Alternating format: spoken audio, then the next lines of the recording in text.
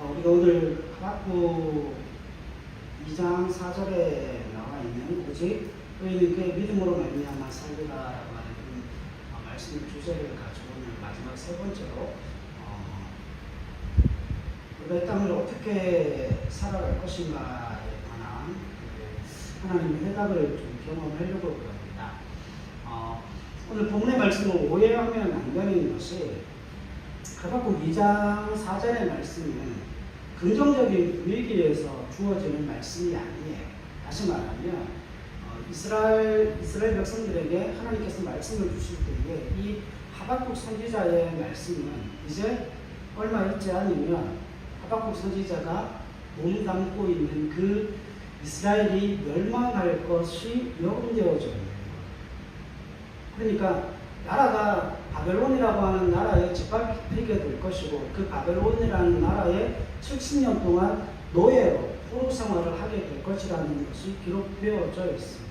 그러니까 이 하박국이 하나님 앞에 항변하죠. 하나님, 아니 이스라엘 백성들이 아무리 범죄하고 이스라엘 백성들이 아무리 실수하고 믿음에서 실패했다 하더라도 이스라엘 백성들보다 더 악한 바벨론이라고 하는 그 이방인이 와서 이스라엘 백성들을 징계하는 게 옳습니까? 이 하박국은 선지자예요. 하박국은 선지자고 하나님을 믿는 사람입니다. 하박국은 선지자고 하나님을 믿고 있는 하나님의 사람임에도 불구하고 하나님의 그 일하심이 이해가 되어지질 않는 거예요. 어떻게 이스라엘 백성들보다 더 악한 나라와 민족을 들어서 하나님의 백성들을 심판하실 수 있습니까? 하나님 이게 도대체 가당키나 한 일입니까? 그래서 하나님 앞에 뭐하고 있는가 하면 하나님 앞에 이렇게 부르짖고 있는 겁니다. 내가 하나님 높은 성루에 올라가서 하나님의 말씀을 기다립니다. 하나님 한번 말씀해 보십시오. 하나님의 처사가 하나님께서 말씀하시는 그 말씀이 옳은지 정당한지 나를 한번 이해시키고 나를 한번 납득시켜 주십시오라고 하는 것이 하박국 선지자의 부르짖음이었어요. 기도였어요. 자, 그러면 하박국 선지자가 질문을 하나 할게요.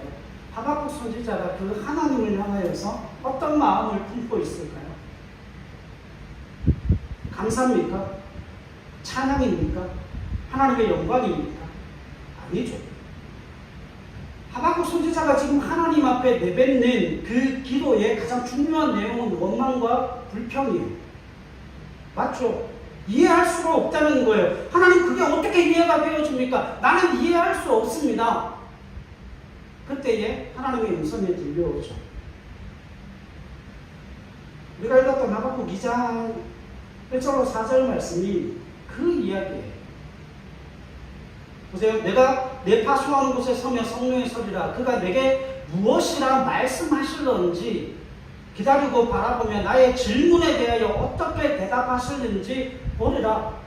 이건 무슨 이야기인가 하면 하나님 한번 대답해 보십시오. 나를 한번 납득시키고 나를 한번 이해시켜 보십시오.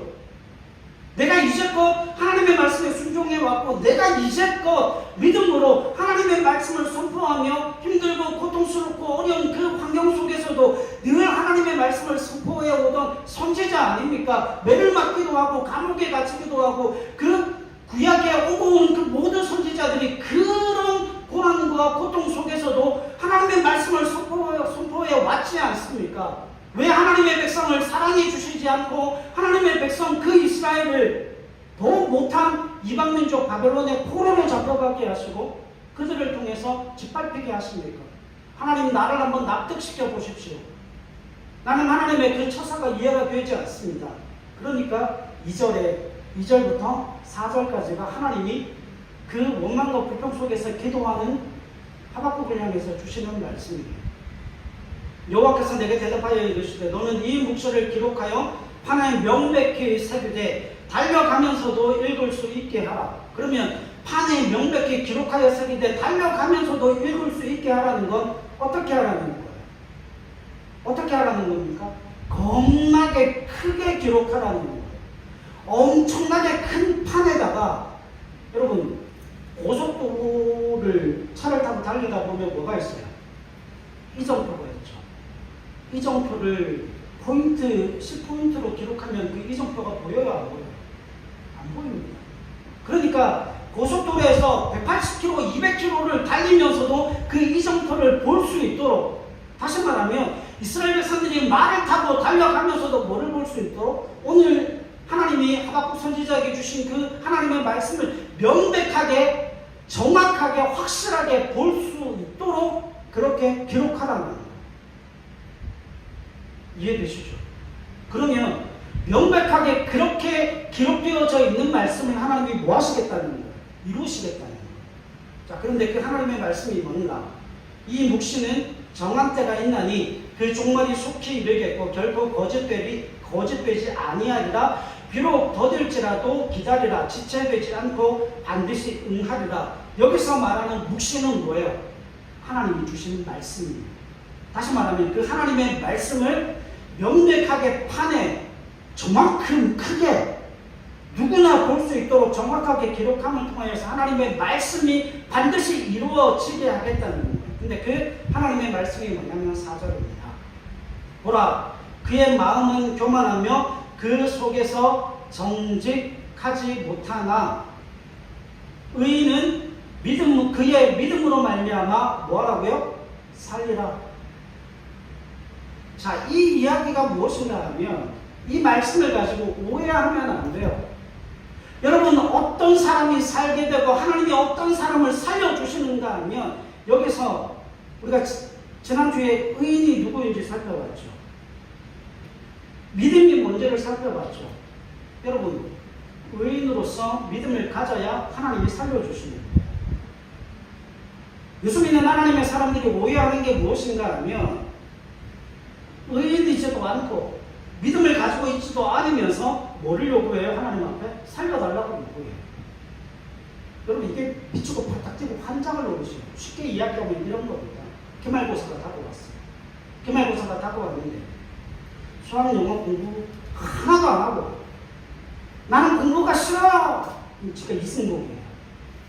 이승복은 공산당이라도 싫지. 나는 수학 영어 뭐가 싫어요! 학생이 싫다는 거 아닙니까? 그래 놓고 뭐 하는 거예요? 그래 놓고 뭐 하는 거예요? 1등급 달라는 이야기. 이건 뭐 하자는 이야기죠? 이건 뭐 하자는 이야기예요? 싸우자는 이야기잖아요. 그래서 시험을 봤는데 시험을 패대기를 쳤어. 망쳤어. 1등급이 아니고 8등급이 나왔네? 그래 놓고 교회 와가지고 엎드려가지고 뭘 하는가 하면 하나님 앞에 그렇게 원망과 불평을 쏟아놓습니다. 문제는 뭐예요? 지가 공부하지도 않았고 지가 하나님 앞에 기도를 열심히 하지 않았으면서 뭐는 구하는 거예요? 열매는 구하는 거예요. 예수 믿는 하나님의 사람들에 대해서 가장 중요한 문제점이 의인이지도 않고 믿음도 없으면서 뭐를 가지려고 하는 거예요? 진리와 생명의 열매를 가지려고 하는 거예요. 그럼 의인이 어떤 사람이라고 했어요? 의인이 어떤 사람이라고 했어요? 의인은 정직한 사람이 아니에요. 도덕적이고 윤리적인 사람이 아니라 의인은 이런 사람이에요. 아브라함의 예를 들어 제가 설명해 드렸죠. 믿음의 가장 본질적인 건 뭐라고요? 의심과 두려움이에요. 의심과 불안과 두려움이 믿음의 본질입니다. 그러니까 의인이란 어떤 사람인가 하면 의심과 불안과 두려움 속에서 그에게 주어진 하나님의 말씀이 있기 때문에 그 말씀을 뭐 하는 거예요? 그 말씀을 뭐 하는 거예요? 버티고 견디고 인내하며 신뢰하는 거예요. 그러니까 의인이라야 뭐를 가지게 되는 거예요? 믿음을 가지게 되는 거예요. 그러니까 믿음과 의인은 한 쌍이에요. 그러니까 의인이 가지는 믿음은 어떤 믿음인가 하면 내 모든 형편, 내 모든 환경이 좋지 않아요. 내가 이 어려움을 이길 수 있을까? 거기에 대한 확신이 없어요. 그 확신은 어떻게 생겨? 살아보지를 않았는데.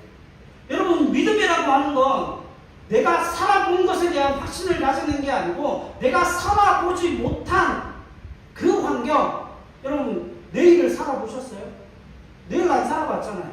저도 내일을 안 살아봤어요. 내일 어떻게 될지 몰라요. 그리고 앞으로 1시간 뒤에 2시간 뒤에 어떤 일이 일어날지도 몰라요. 중요한 건 그 의심과 두려움과 불안 속에서 하나님의 말씀이 주어져 있기에 그 말씀을 뭐 하는 거예요? 지키고 순종하겠다라고 하는 믿음의 결단을 가지고 형편과 환경과 처지에 관계없이 그것이 하나님의 말씀이기 때문에 뭐 하는 거예요? 그 믿음의 길을 살아보는 거예요. 그 사람이 누구라고 그랬어요? 그 사람이 의인이라고 그랬어요. 그래서 여러분 제가 지난주에 말씀드렸죠. 창세기에 가면 22장에 가면 아브라함이 그 아들 이삭을 드리기 전까지의 삶은 믿음 있는 사람이었어요. 믿음 없는 사람이었어요. 믿음 없는 사람이었어요. 하나님이 그에게 믿음을 주시기까지 하나님이 그에게 의인으로서 믿음을 주시기까지 그는 믿음이 없는 사람이었지만 창세기 22장에 놀랍게 변화되어지는 한 가지가 있죠. 창세기 22장에는 100살에 얻은 그 아들 이삭을 번제로 드리라고 그럴 때 아브라함이 그 하나님 앞에 원망하지 않습니다. 불평하지 않습니다. 어떤 감정적인 상태도 그 창세기 22장에 기록되어져 있지 않아요. 뭐합니까? 그냥 담백하게 아들 이삭 드리라고 그러니까 예 하나님 드리지요. 끝. 그리고 모리아산이 예루살렘입니다. 그 모리아산으로 올라가서 하나님 앞에 번제를 드리려고 합니다. 문제는 뭐냐면 바로 거기에 있어요. 여러분 믿음이라고 하는 것 의인으로서 믿음을 가져야 살게 되어진다는 거예요. 여기서 오직 의인은 그의 믿음으로 말미암아 살리라라고 할 때 이 산다라고 하는 하야라고 하는 이 동사가 자동사가 아니에요. 내 스스로 사는 게 아니에요. 타동사예요. 하나님이 살려주시고 하나님이 먹여주시고 하나님이 그 고난에서 벗어나게 해주심을 통하여서 살게 되어진다는 거예요. 그러면 한 가지를 좀 확인하고 넘어가십시다. 하박국 3장으로 가보십시다. 그 원망하고 그 불평하던 하박국 3장 17절로 가보시겠어요? 하박국 17절로 18절 19절에 가면 하박국의 원망과 불평이 바뀝니다. 찬양으로 바뀝니다. 우리가 잘 아는 내용이죠. 읽읍시다. 시작. 비록 무화과 나무가 무성하지 못하며 포도나무에 열매가 없으며 감람나무에 소출이 없으며 밭에 먹을 것이 없으며 우리의 양이 없으며 외양간에 소가 없을지라도 나는 여호와로 말미암아 즐거워하며 나의 구원의 하나님으로 말미암아 기뻐하리로다. 주 여호와는 나의 힘이시라. 나의 발을 사슴과 같게 하사 나를 나의 높은 곳으로 다니게 하시리로다. 이 노래는 지휘하는 사람을 위하여 내 수분에 맞춘 것입니다. 아멘. 이제 목사님 보세요. 저 한번 보세요. 여러분 하박국 2장 1절로 4절에는 하박국이 하나님 앞에 감사가 아니라 원망과 불평을 가지고 하나님 앞에 기도하죠. 그런데 하박국 3장 17절로 보니까 그 기도의 내용이 완전히 바뀌잖아요. 자, 그러면 한 가지 질문할게요. 하박국의 환경이 바뀌었습니까? 하박국이 지금 지내고 있는 조건이 바뀌었습니까? 아니에요. 환경과 여건과 조건은 하나도 바뀌지 않았어요.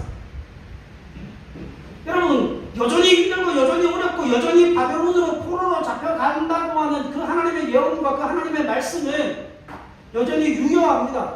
나라는 망할 거예요.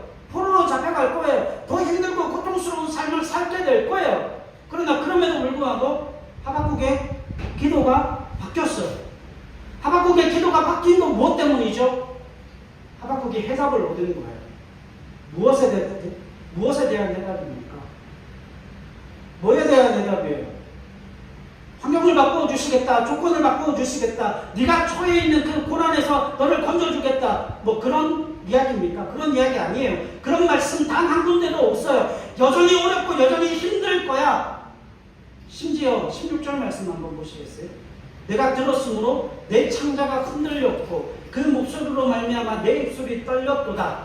우리가 우리를 치러 올라오는 환난 날을 내가 기다림으로 썩이는 것이 내 뼈에 들어왔으며 내 몸은 내 처소에서 떨리는도다. 이게 뭐예요?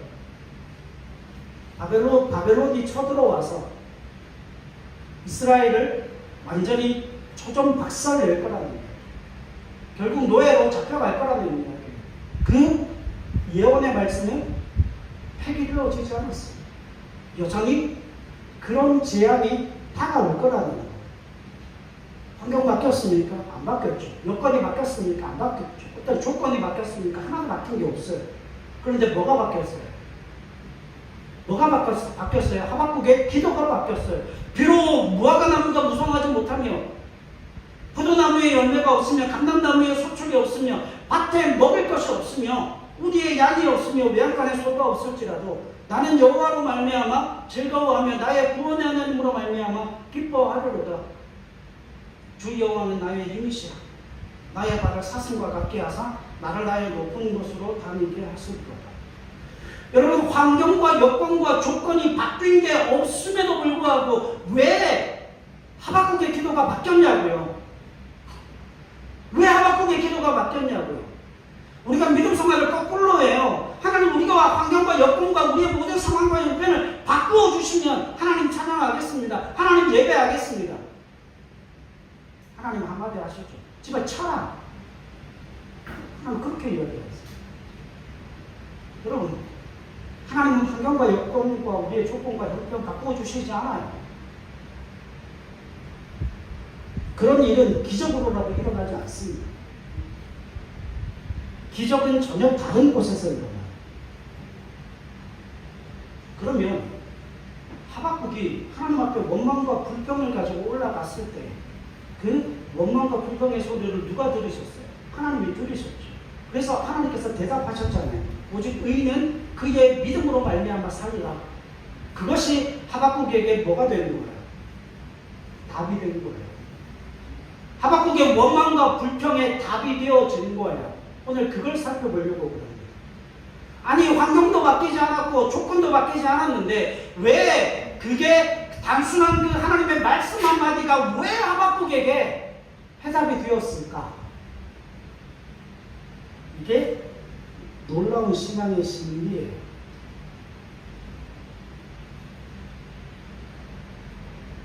성경을 몇 군데를 좀 찾겠습니다. 출애굽기 14장으로 가보십시오.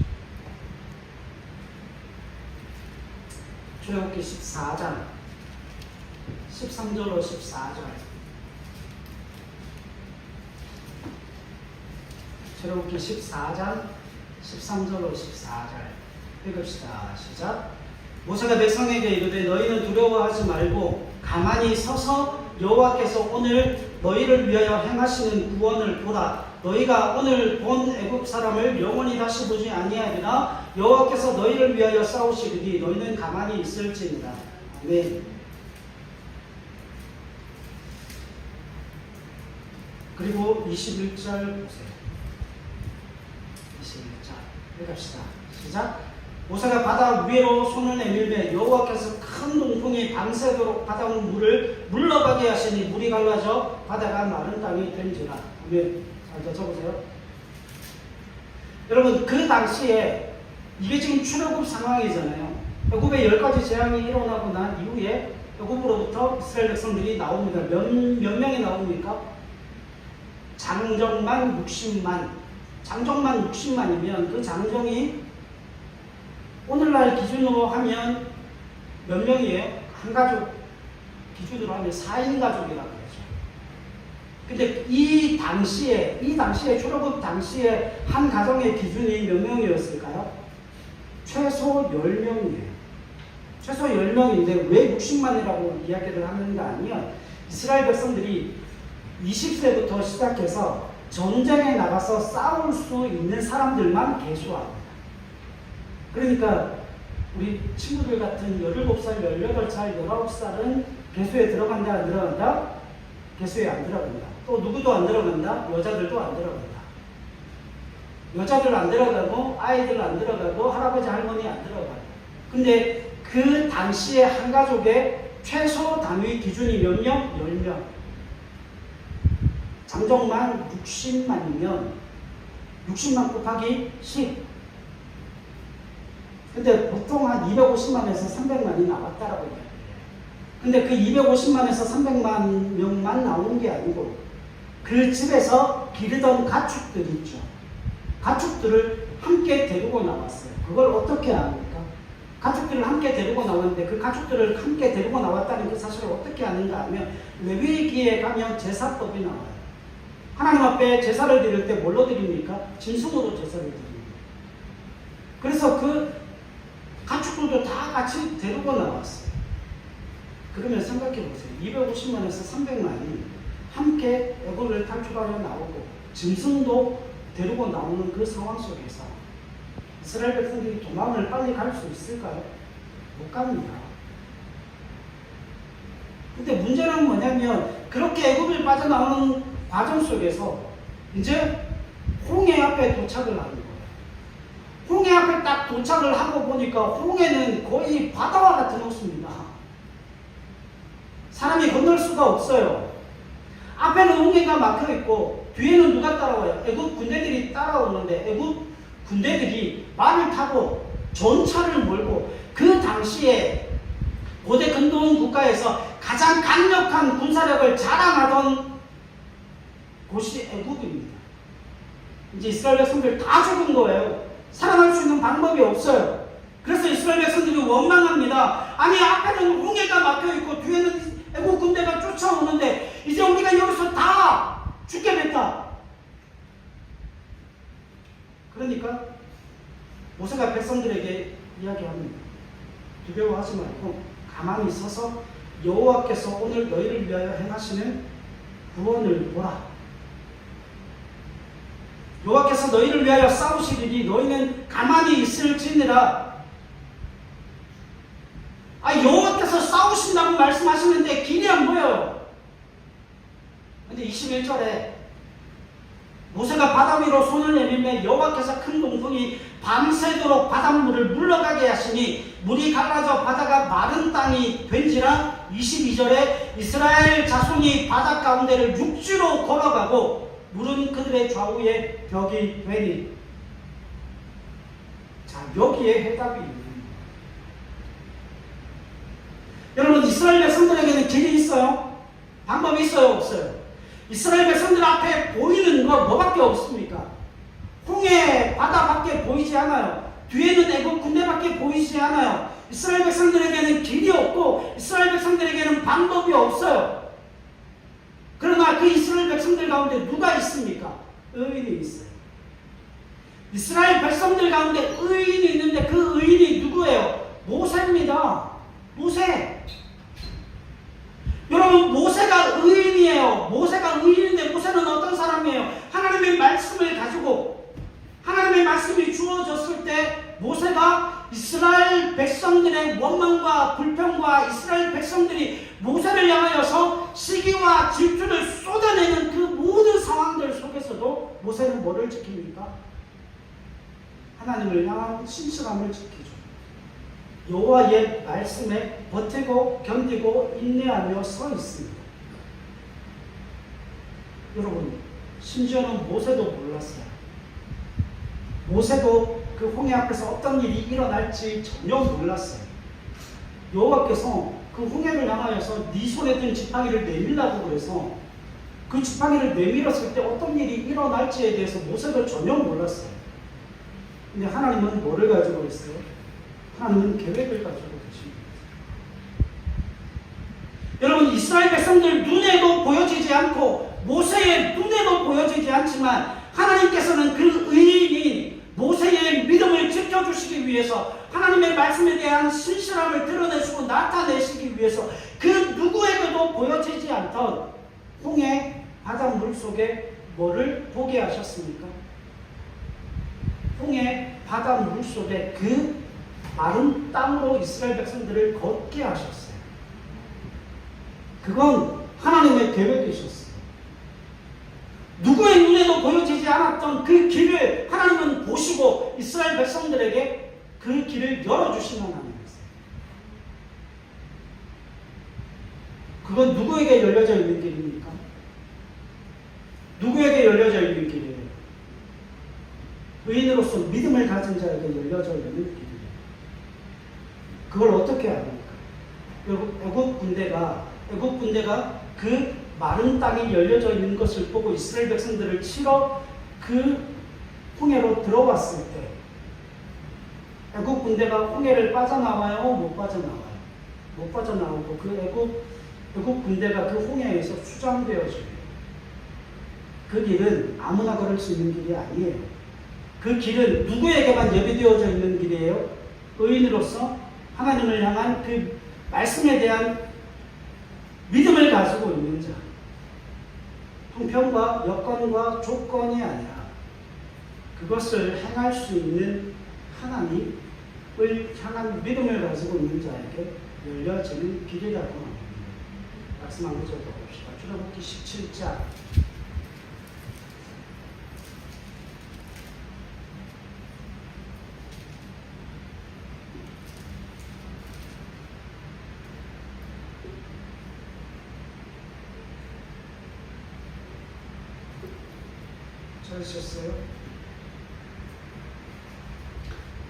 17장 5절부터 7절까지 보겠습니다.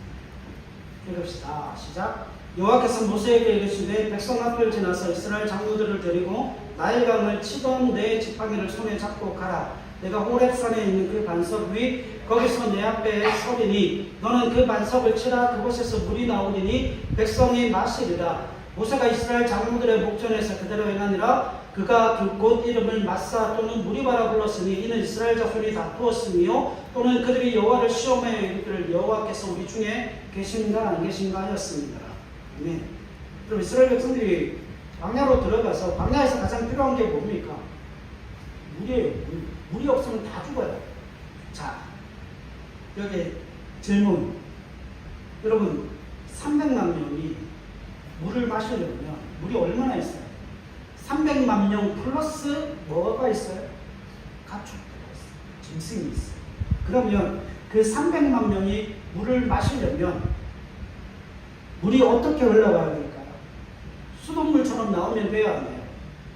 수돗물처럼 나오면 안 돼요. 그 물이 어떻게 흘러가야 될까요? 서울 가보셨어요? 서울 가봤어요? 서울에 가면 뭐 있어요? 한강이 있죠. 여러분 250만에서 300만이 한꺼번에 물을 마시고 그들이 기르던 가축대가 물을 마시려면 그 사막에 뭐가 흘러가야 돼? 사막에 물이 그렇게 반석에서 나온 물이 그냥 샘물처럼 쫄쫄쫄쫄 흘러가는 게 아니고 한강의 물처럼 흘러가야 250만, 300만 명 그리고 그들이 기르던 짐승떼가 그 물을 마실 수 있어요. 그러니까 반석을 쳤을 때 그 물이 나왔다라고 하는 이야기는 그냥 그 물이 단순하게 쫄쫄쫄쫄 흘러가는 시냇물 정도가 아니라 한강처럼 흘러가던 하나님의 역사와 하나님의 기적을 경험하게 되어진 거라고. 여러분 이게 왜 중요한가 하면 말씀의 결론을 내리겠습니다. 로마서 8장으로 보십시오. 로마서 8장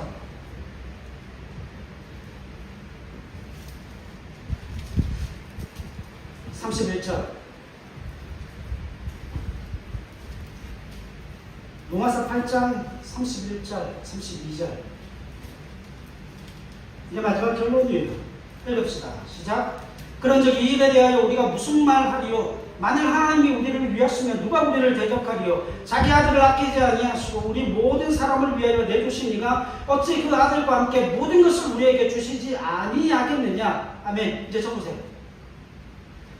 여러분 하박국 선지자가 하나님 앞에 원망과 불평을 가지고 그 높은 성 위에 올라가서 하나님 앞에 원망과 불평의 기도를 쏟아놓았을 때 하나님께서 오직 의인은 그의 믿음으로 말미암아 산다라고 하는 그 말씀이 하박국 선지자가 왜 해답이 되었는가 하면 하박국 선지자의 환경과 조건과 여건이 바뀌었기 때문에 해답이 되어진 게 아니라 하박국 선지자가 뭘 깨닫게 된 거예요? 하나님이 누구신지를 깨닫게 된 거예요. 하나님이 어떤 분이신가 하면 하나님은 이스라엘을 편드시는 하나님으로서 애국 군대가 쫓아올 때 홍해가 그 앞을 가로막고 있을 때 그 홍해 물을 갈라서라도 물이 없는 그 사막에서 그 반석을 내려치심으로 말미암아 그 반석에서 한강처럼 흘러가는 그 물을 내시고야 말 하나님이시라는 거예요. 하나님이 어떤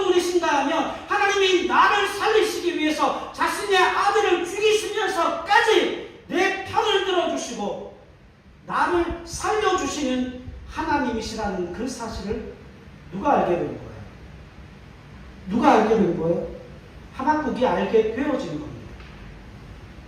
그래서 그 하나님이 내 편이시고, 그 하나님이 내 편을 들어주시고, 그 하나님이 내 힘이시고, 그 하나님이 내 구원이시기 때문에 내가 어떤 형편과 내가 어떤 조건과 내가 어떤 처지에 있을지라도 그분이 나를 포기하지 않으신다라고 하는 그 믿음을 하박국이 가지고 있기 때문에 하박국은 뭐 할 수 있는 거예요? 비로라고 노래할 수 있었다는 거예요. 여러분, 아무나 살아남는 게 아니에요. 오해하지 마세요. 예수 믿는 하나님의 사람이라야, 다시 말하면 의인으로서 그 믿음의 반석 위에 버티고 견디고 인내하는 것, 환경이 아무리 악하고 환경이 아무리 좋지 않을지라도 여러분, 하박국 환경을 보십시오. 나라가 망할 거예요. 먹을 것을 잃어버릴 거예요. 소출을 다 빼앗길 거예요. 그럼에도 불구하고 나를 사랑하시는 그 여호와 하나님이 내게 계시기 때문에 나는 믿음을 지켜, 나는 예배하고 기도하고 나는 주의 생명의 말씀에 순종할 거야. 그렇게 버티고 견디고 인내하며 믿음의 고백으로 나아가는 하나님의 사람을 하박국에서 하나님이 뭐라고 말씀하십니까? 살려주시겠다. 목사님 히브리어를 찾아봤어요. 오직 의인은 그의 믿음으로 말미암아 살리라. 여기서 살리라고 하는 단어가 하야라는 동사예요. 근데 이게 수동태입니다. 그래서 원문 그대로 해석하면 오직 의인은 그의 신실하심으로 말미암아 살게 될 것이다. 그러니까 내가 사는 게 아니에요. 내가 사는 게 아니고 하나님이 살려주시는 거예요. 하나님이 은혜를 베풀어 주시는 거예요. 그래서 여러분들의 삶의 길이 어떻게 열려질지 아무도 모르지만 한 가지는 압니다. 한 가지는 알아요. 내 삶이 어떤 상황 가운데 놓여있고 내 삶이 어떤 처지에 놓여있던지 간에 내 삶의 조건과 환경과 내 삶의 여건이 어떠하든지 간에 내가 의인으로서 하나님을 향한 믿음을 가지고 있는 한 그 어떤 것도 나를 하나님의 그 사랑으로부터 끊어낼 것이 없다라고 합니다. 하나님은 심지어 자신의 생명을 죽이시면서까지 나를 살려내시는 분입니다. 여러분, 그것보다 더 완벽한 사랑이 어디에 있습니까? 그것보다 더 기가 막힌 은혜가 어디에 있습니까? 여러분, 어디까지 사랑해 보셨어요? 어디까지 해보셨어요? 하나님은 우리에게 그렇게 이야기하십니다. 나는 죽기까지 해봤어. 나는 내 생명보다 내 생명을 죽여 너를 살린 하나님이에요. 여러분, 그래서 하박국 2장 4절의 궁극적인 의미는 그겁니다. 하박국은 그 하나님이 누구이신지를 아는 거예요. 하나님이 누구이신지를 알고 있는 거예요. 그래서 앞으로 다가올 바벨론의 침략, 그리고 바벨론 포로 70년 그 노예 생활이 힘들고 고통스럽긴 하겠지만 그럼에도 불구하고 바벨론보다 더 강력하시고 앞으로 살아가게 될 바벨론 70년의 노예 생활보다 더 우리를 편들어 주시고 그 고난 속에서도 우리를 지켜주실 그 하나님의 사랑이 있기 때문에 뭐 할 수 있는 거예요? 뭐 할 수 있는 거예요? 참고 버티고 견디고 인내할 수 있었던 거예요. 여러분,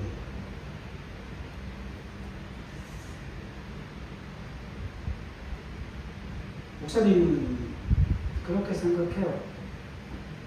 목사님이 뭐 부자도 아니고 목사님이 앞으로 어떻게 되어질지도 모르겠지만 한 가지는 확실하게 압니다. 저는 돈보다, 저는 지식보다, 저는 학벌보다 저는 하나님이 좋습니다.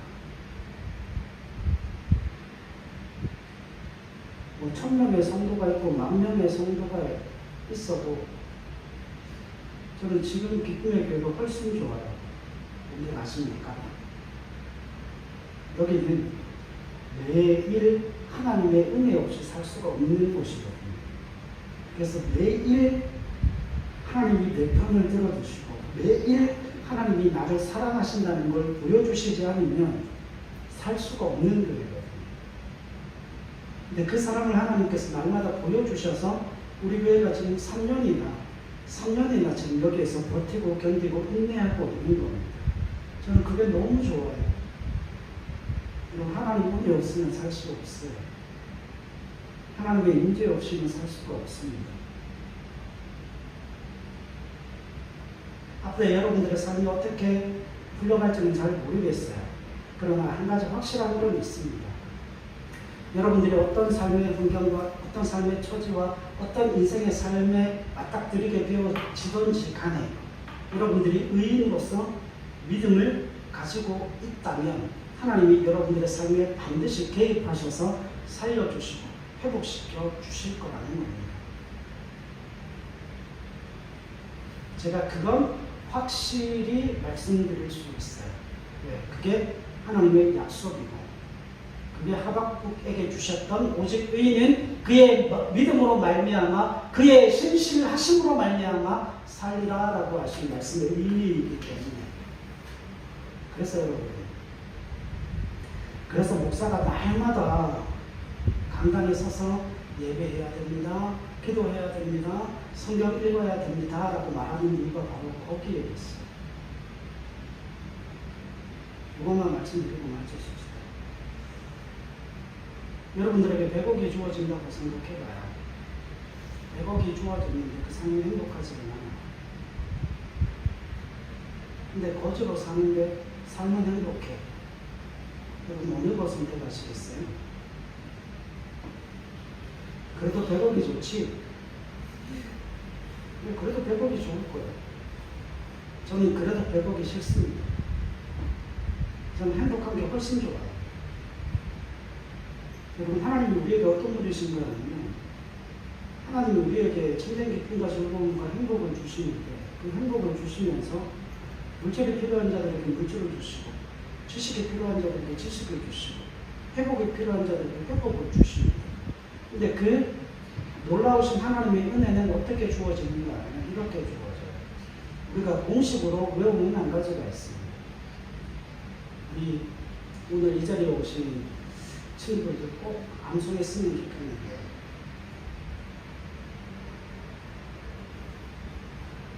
축복이 우리가 축복을 구한다고 해서 하나님과의 친밀함이 이루어지는 건 아니에요.